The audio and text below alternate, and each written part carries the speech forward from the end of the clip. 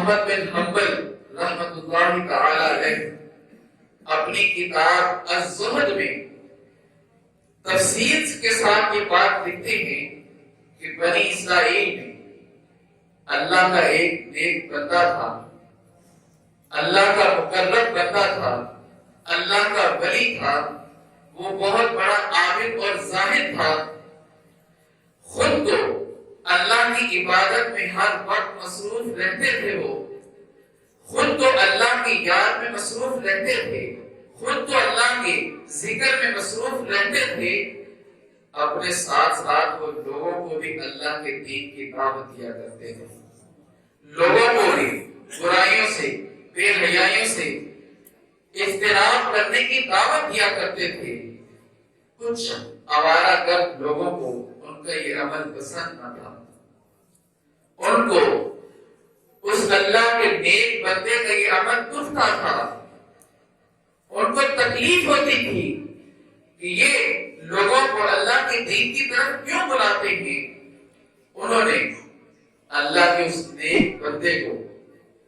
بدنام کرنے کی ایک ترکیب بنائی، ایک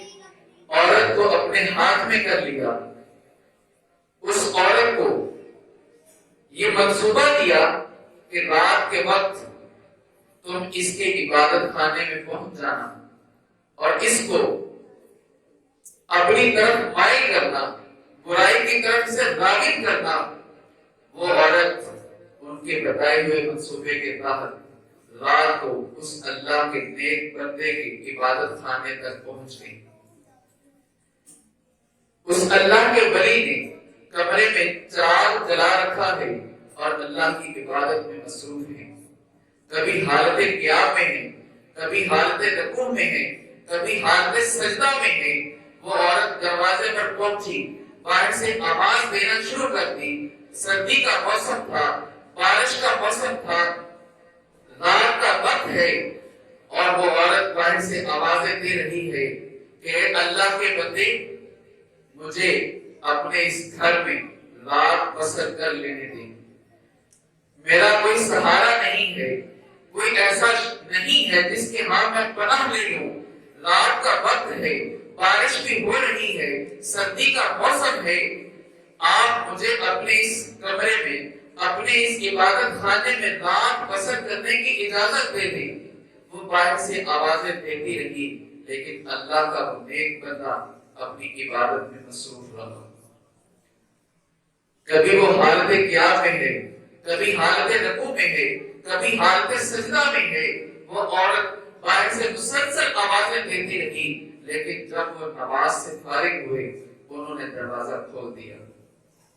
وہ عورت اندر آ گئی تو وہ اللہ کا نیک بندہ پھر اللہ کی یاد میں مصروف ہو گیا، پھر اپنی عبادت میں مصروف ہو گیا۔ وہ عورت اس کے مصلے کے قریب لیٹ جاتی ہے، اشاروں سے اسے اپنی طرف مائل کرنا شروع کر دیتی ہے، وہ اپنی کارروائی شروع کر دیتی ہے، لیکن وہ اللہ کا نیک بندہ اپنے رب کی یاد میں مسلسل مصروف ہے۔ ارے جس کے دل میں رب کی محبت گھر کر جائے، یہ دنیا داروں کی محبت اس کے سامنے کیا چیز ہے۔ وہ اشاروں سے اپنے گھر میں استعمال کرتی رہی، لیکن وہ اپنے رب کی عبادت میں مصروف رہا، وہ اپنے رب کے ذکر میں مصروف رہا۔ انہوں نے اس عورت کی طرف دیکھنا بھی گوارا نہیں کیا۔ جب اس عورت نے دیکھا کہ میرا یہ حربہ تو ناکام ہو رہا ہے، اس نے کھلا زبان سے اس اللہ کے ولی کو برائی کی دعوت دینا شروع کر دی، کھلا اسے اپنی طرف مائل کرنا شروع کر دیا۔ جب اس کا مکر و فریب حد سے بڑھ گیا تو اس اللہ کے بندے نے اپنی انگلی اس چراغ کے اوپر رکھ دی، اپنی انگلی چراغ سے جو آگ جل رہی تھی اس آگ پر اپنی انگلی کو جلانا شروع کر دیا، حتیٰ کہ پوری انگلی جل گئی۔ جب انگلی جل گئی دوبارہ اللہ کی عبادت میں مصروف ہو گئی۔ اصل میں وہ دیکھنا یہ چاہتے تھے، اس اپنے اس عمل سے خود کو یہ تلقین کر رہے ہیں کہ اے بندہ خدا، اگر تو اس تھوڑی سی آگ کو برداشت کر سکتا ہے تو پھر برائی کی طرف بھی مائل ہو جا۔ اگر تو اس آگ کو برداشت نہیں کر سکتا تو پھر قیامت کے روز جہنم کی آگ کو کیسے برداشت کرے گا؟ اپنے آپ کو تلقین کر رہے ہیں اور اس تلقین میں وہ اپنی انگلی کو آگ پہ جلانا شروع کر دیا۔ جب ساری انگلی جل گئی پھر اللہ کی عبادت میں مصروف ہو جاتے ہیں۔ وہ عورت پھر اپنے حربے استعمال کرنا شروع کر دیتی ہے۔ جب اس کا مکر و فریب حد سے بڑھتا ہے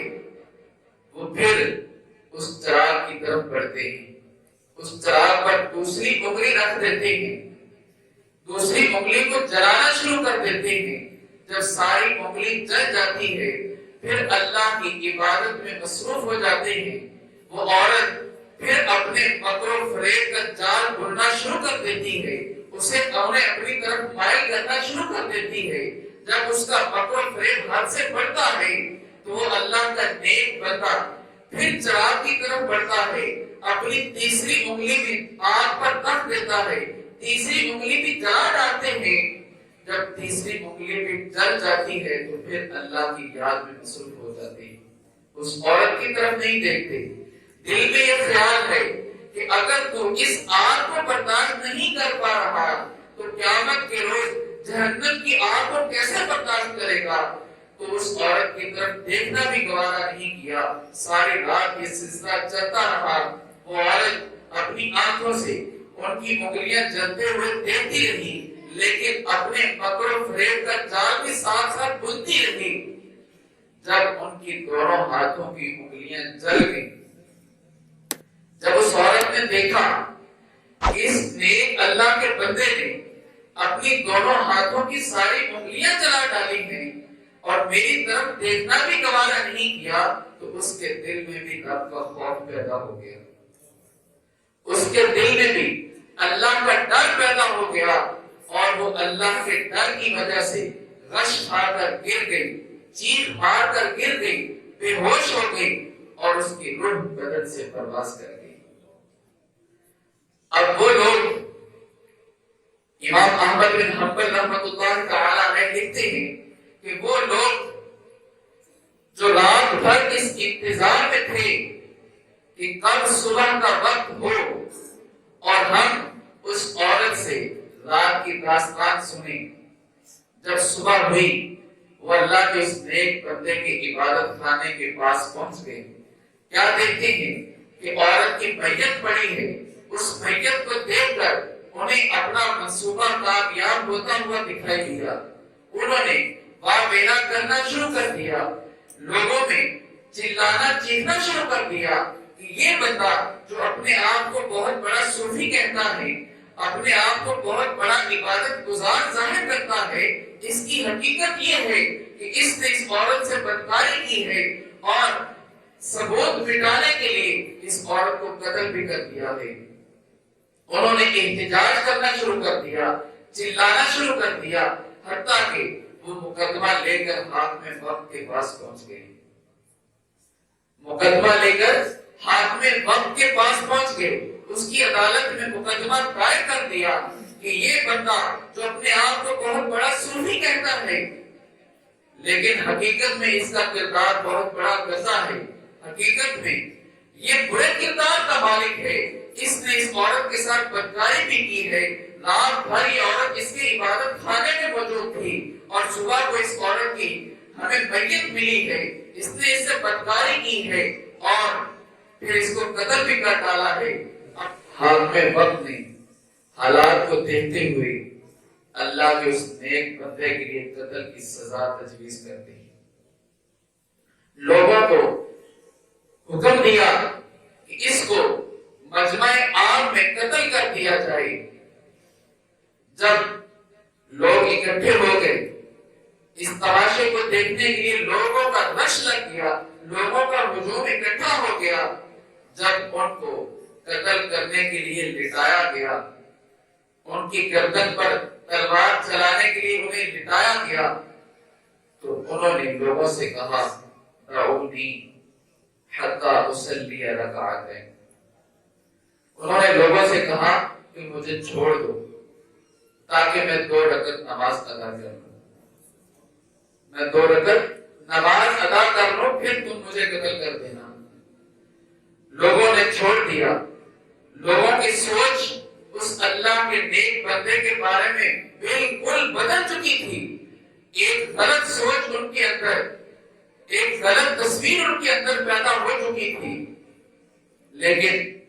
جب انہوں نے چھوڑا، اللہ کے اس ولی نے وضو کیا، 2 رکعت نفل ادا کیے اور لوگوں کے سامنے اپنی صفائی پیش کی، ہاتھ میں وقت کے سامنے اپنی صفائی میں کچھ نہیں کہا، اپنے رب کے سامنے دستے سوال دراز کیا، کہا باری تعالیٰ مجھے قتل کیا جانے لگا ہے، اس بات کی مجھے کوئی پرواہ نہیں، اس بات کا مجھے کوئی ڈر نہیں کہ میں قتل ہو جاؤں گا، مجھے ڈر صرف اس بات کا ہے، مجھے پرواہ صرف اس بات کی ہے کہ جس وجہ سے یہ مجھے قتل کر رہے ہیں، اگر سچائی سامنے نہ آئی، جو تیرے نیک بندے ہیں ان کو بھی تان و تشنیع کا نشانہ بنائیں گے، تیرے نیک بندوں کا کردار لوگوں میں برا ہو جائے گا۔ باری تعالیٰ میں یہ عرض کرتا ہوں کہ سچائی کو سامنے لے آ، باری تعالیٰ تیرے آگے میں دستے سوال دراز کرتا ہوں کہ سچائی ان کے سامنے آ جائے، اس کے بعد اگرچہ یہ مجھے قتل کر دے مجھے کوئی پرواہ نہیں، تاکہ تیرے پرہیزگار لوگوں پر لوگوں کا بھروسہ قائم رہے، میرے نام کو استعمال کر کے تیرے نیک بندوں پر لوگ انگلی نہ اٹھا سکیں۔ باری تعالیٰ سچائی کو ان کے سامنے لے آ، تو رب کائنات نے اس عورت کو زندہ کر دیا، رب کائنات نے اس عورت کو زندہ کر دیا۔ فقالت انظروا الی یدہ، اس عورت نے لوگوں سے کہا کہ ان پر اعتراض کرنے سے پہلے، ان کو قتل کی سزا دینے سے پہلے ان کی دونوں ہاتھوں کی طرف دیکھو کہ ان کے دونوں ہاتھوں کی انگلیاں جلی ہوئی ہیں، انہوں نے اپنے ہاتھوں کی انگلیوں کو جلا ڈالا، میں ساری رات ناکام کوشش کرتی رہی، انہوں نے اپنی انگلیوں کو تو جلا ڈالا اور میری طرف مائل ہونا تو دور،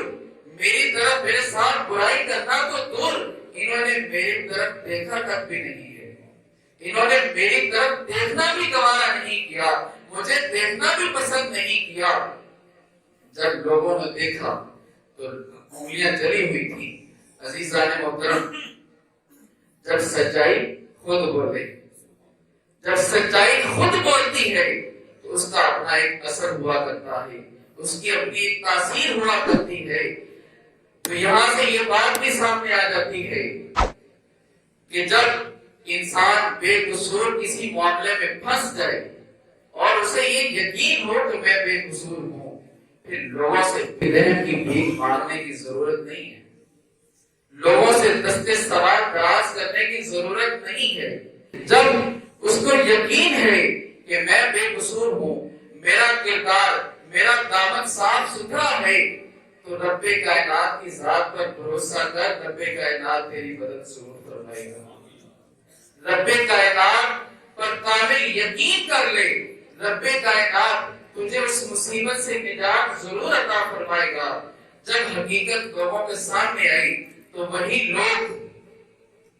جو ان کی موت کا تماشا دیکھنے آئے تھے، ان کو جب سچائی کا پتہ چلا تو وہ بھی راہ راست کے مسافر بن گئے۔